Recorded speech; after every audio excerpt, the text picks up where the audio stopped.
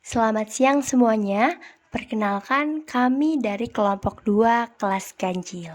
Sebelumnya, kami ingin mengucapkan terima kasih kepada Bapak Fitriono Ayustaningwarno yang telah memberi kesempatan kepada kami untuk menyelesaikan tugas ini. Di sini kami ingin berbagi mengenai pengalaman kami mengikuti video conference yang membahas tentang pipeline Cloud HPC Universal untuk diagnosis yang dapat dijelaskan dengan bantuan AI untuk pneumonia COVID-19. Mari kita simak. Berikut ini adalah anggota dari kelompok 2. Ada beberapa hal yang melatar belakangi pembuatan pipeline tersebut. Di antaranya, terjadi pandemi COVID-19 di Italia pada bulan Maret 2020 sehingga diperlukan lockdown yang serius. Kemudian pada saat itu, alat yang digunakan untuk mendeteksi COVID-19 masih sangat kurang efektif. Kemudian, Clear the Confederation, yaitu kompilasi laboratorium AI Eropa, mulai mengorganisir sejumlah gugus tugas untuk mencoba memahami fenomena tersebut. Tim yang terlibat antara lain pencari data, peneliti Mofset dari berbagai keahlian, ahli mesin AI, dokter medis, dan tim disiplin. Setelah gugus tugas tersebut dibentuk, maka penggunaan AI untuk membantu diagnosis pneumonia COVID-19 sudah bisa dimulai. Metode diagnosis yang digunakan ada dua, yaitu CT scan dan sinar X, tetapi yang lebih sering digunakan adalah CT scan. Metode ini lebih sering digunakan karena relatif sederhana dan banyak DNN yang ada berhasil mengenali pneumonia COVID-19. Nah, dari hasil CT scan tersebut akan didapatkan peta IEP yang menjelaskan kolom dari lesi pneumonia COVID-19. Hasil ini dalam deep learning kemudian akan diberikan kepada dokter untuk menjelaskan COVID dari hasil yang terlihat. Jadi, teknologi pipeline yang akan dibuat ini kurang lebih hampir sama dengan CT scan dari AlexNet. Mekanisme kerjanya adalah diawali dengan melakukan CT scan pada gambar yang telah dimiliki. Pada kasus ini diinginkan pada wilayah insolator. Kemudian lobus akan dimonitoring untuk melatih pengklasifikasian agar mesin dapat sepenuhnya mengenali lesi pneumonia COVID-19. Nah, hasil klasifikasi-klasifikasi yang telah didapat itu kemudian diberi nama sesuai dengan tingkat atau bentuknya. Dari mereka sendiri menamainya consolidation, crazy paving, ground glass, dan negatif. Selanjutnya yaitu pipeline dapat direproduksi, parametrik, portable dengan performa. Gugus tugas tidak ingin mencari jaringan yang lebih baik atau hal baik lainnya dari pipeline, karena di sekitar sudah terlalu banyak. Mereka memiliki tujuan lain sehingga pengorganisasian, pengetahuan, pemahaman, dan konsolidasi terhadap pipeline ini memungkinkan dapat menangkap semua atau sebagian besar status hasilnya. Sebagai gantinya, mereka ingin menangkap dan mengabstraksi ke dalam kelas solusi yang luas. Yang pertama, pipeline dapat direproduksi sepenuhnya. Yang kedua, dapat mengekspresikan kelas pipeline yang luas. Yang ketiga, portable pada berbagai platform. Hal ini berarti dapat menggunakan pipeline yang sama di platform yang berbeda atau bahkan di berbagai platform. Dan yang keempat, performa adalah hyperparameter lain. Sehingga apa yang dapat dilakukan benar-benar mengekspresikan semuanya hanya dengan enumerasi seperti pada tuple dengan 3 elemen, terutama pada ngumpulan data, pengaturan parameter, dan pengklasifikasi yang kemudian membuat daftarnya. Dalam pipeline, definisi dari peta paralelisme juga disebut dengan piring, dan setelah itu peta tersebut diketahui atau dianalisis dengan baik untuk menghasilkan objek untuk dieksekusi secara independen untuk pengumpulan semua data dan menyatukannya untuk mendapatkan yang terbaik dari apa yang kita dapat dari individu. Setelah itu, jaringan yang ada akan diuji dengan AlexNet. Dan beberapa versi RAS perlu memperhatikan hal itu. Jadi seluruh mesin tidak dirancang untuk menghasilkan satu sama lain. melainkan diturunkan untuk menyerap yang ada. Dan kerangka kerjanya dapat diproduksi dan dibandingkan di masa depan. Pipeline memang menampilkan satu instance dari salah satu varian yang akan ditentukan.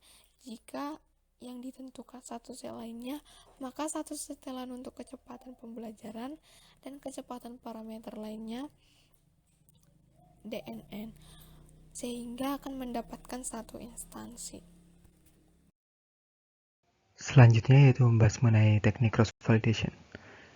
Teknik cross-validation merupakan teknik dengan menambahkan dua pipeline untuk membuat suatu klasifikasi menjadi lebih stabil. Pada penelitian kali ini, cross-validation yang digunakan yaitu dengan cara membagi dataset menjadi 5 bagian. Dan bukan hanya dapat membuat satu percobaan saja, tapi pada waktu yang sama juga dapat dibuat 5 kasus percobaan. Lebih jelasnya yaitu membuat 5 percobaan berbeda, seperti memperlakukan masing-masing percobaan dengan cara yang berbeda, menggunakan satu sumber data, dan selanjutnya membuat rata-rata dengan mengumpulkan data yang diperoleh. Hal ini terbukti berguna karena dapat memberikan kita data proses yang lebih kuat, meskipun lebih mahal dikarenakan jumlah percobaan yang lebih banyak, tetapi hasil yang didapatkan akan lebih baik. Selanjutnya yaitu mengenai analisis perbandingan varian. Analisis perbandingan varian dilakukan terhadap semua varian dari percobaan yang telah dilakukan. Untuk varian yang terbaik nantinya akan digunakan menjadi dasar pengembangan penelitian di masa yang akan datang. Untuk analisis terhadap data yang tertera di penelitian kali ini yaitu untuk setiap satu varian membutuhkan waktu percobaan 52 jam lebih pada NVIDIA GPU V100. Rata-rata waktu epoch yang diperoleh yaitu 5 menit dengan jumlah epoch 50. Untuk 5 cross-validation membutuhkan waktu 52 jam, sehingga didapatkan waktu keseluruhan 215 hari. Dari perhitungan 9 kali 11 varian dikali 52 jam yang didapatkan dari 5 cross-validation tadi. Berdasarkan analisis dalam sudut pandang HPC, terdapat suatu masalah yaitu adanya embarrassingly parallel. Dengan masalah tersebut, ternyata diketahui bahwa compute time dapat dikurangi sesuai dengan apa yang kita inginkan, sehingga kita dapat mengurangi waktunya sesuai dengan keinginan kita. Untuk varian dapat dijalankan sesuai dengan keinginan kita juga, dan urgensi atau skalabilitas dapat ditukar. Lalu toleransi kesalahan pada penelitian kali ini juga menjadi faktor yang sangat penting dalam komputasi. Pada slide kali ini yaitu membahas mengenai hubungan AI, HPC, dan GPUs. AI atau Deep Learning membutuhkan HPC apabila melihat dari standar teknik dari High Performance Computing. Computing juga memerlukan GPU karena GPU memiliki kapasitas besar dengan tutup daya yang layak dan juga memiliki performa yang baik. Sehingga apabila menetapkan GPU untuk membangun mesin yang powerful itu merupakan pilihan yang baik.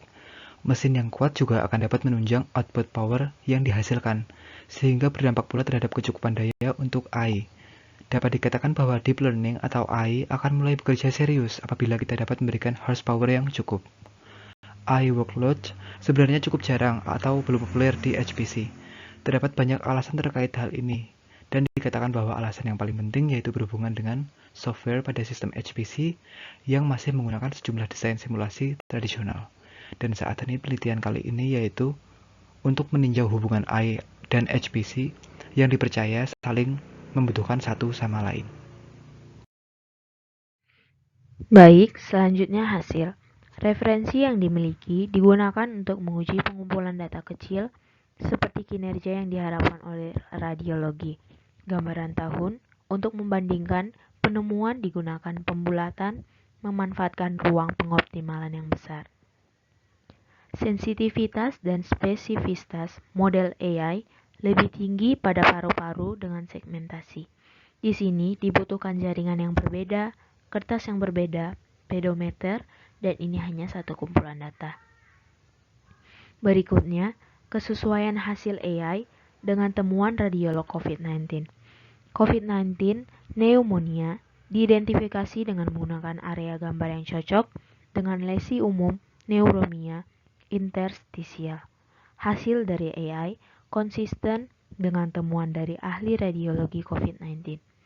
Pengklasifikasian baik, terutama untuk menyorot zona aktivasi jaringan, menjelaskan mengapa atau irisan, dan leksi waktu luang yang mana yang mengaktifkan piring. Hasil klasifikasi itulah yang diinginkan para radiolog sejak awal. Berikutnya, hasil pendahuluan atau 10% varian. Semua mesin telah digunakan untuk menetapkan baseline. Sebelumnya, terdapat deskripsi yang dimiliki tentang beberapa jaringan yang menguji konfigurasi lama, khususnya yang belum dapat dijelajahi sepenuhnya.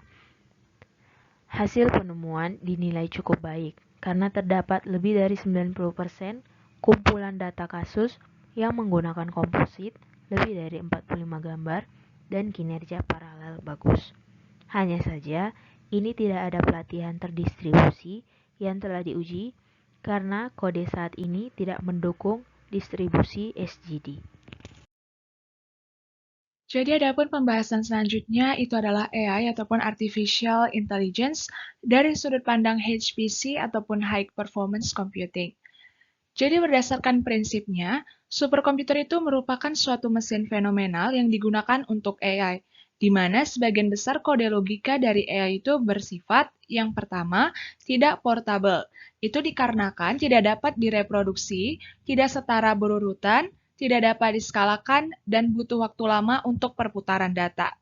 Lalu yang kedua, adanya kebijakan inisialisasi dan penghentian non-deterministik, seperti adanya inisialisasi acak, pemfilteran data, dan presisi matematika. Lalu yang ketiga, sulit untuk pindah ke kode terdistribusi, misalnya SGD terdistribusi, dan dapat dengan mudah untuk memecahkan kebenaran. Baik, selanjutnya itu adalah HPC ataupun High Performance Computing dari sudut pandang AI ataupun Artificial Intelligence. Jadi berdasarkan prinsipnya, HPC itu dapat mempercepat eksplorasi ruang pengoptimalan seperti pada AutoML, Universitas Pipeline, dan lainnya. Namun, alat HPC yang sangat tua dapat mengurangi kinerjanya, di mana pada saat pemrosesan batch, sebagian besar waktu itu dihabiskan untuk menunggu antrian, bahkan untuk pekerjaan yang kecil. Begitupun dengan penyediaan cloud, hanya ada pada tahap awal saja.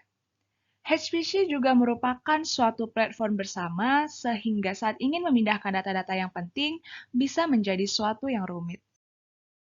Pada konferensi ini, ada sebuah pipeline universal yang membahas tentang pipeline DNN slice AI di Cloud plus HPC untuk membentuk suatu metodologi yang dapat direproduksi dan efektif untuk menentukan kinerja dalam diagnosis COVID-19. Begitupun ada pembentukan AI untuk sains dan kembaran digital untuk ketahanan bencana. Dengan adanya manajemen data dan komputasi yang didistribusikan secara tidak jelas, akhirnya membuat dibutuhkannya suatu portabilitas kinerja. Pada bulan Maret 2020, ketika dunia ini tampak runtuh, wabah COVID-19 seharusnya mengajarkan kita bahwa menggabungkan satu aset di satu tempat di dunia bukanlah ide yang baik. Harus adanya dukungan setiap hari dari pihak universitas dan negara-negara, di mana talenta muda akan tumbuh untuk menyelesaikan masalah ini. Dalam masalah ini, juga perlu adanya penerapan teknologi AI, HPC, dan cloud terbaik, di mana alat ini untuk membuat keputusan cepat yang berpeluang baik untuk memprediksi nilai yang tinggi dan menggunakannya untuk membuat keputusan dalam mengelola wabah. Adapun bukti dokumentasi untuk konferensi ini dapat kita lihat pada slide berikut. Jadi sekian yang dapat kami sampaikan. Semoga informasi yang telah kami berikan dapat bermanfaat untuk kita semuanya. Terima kasih.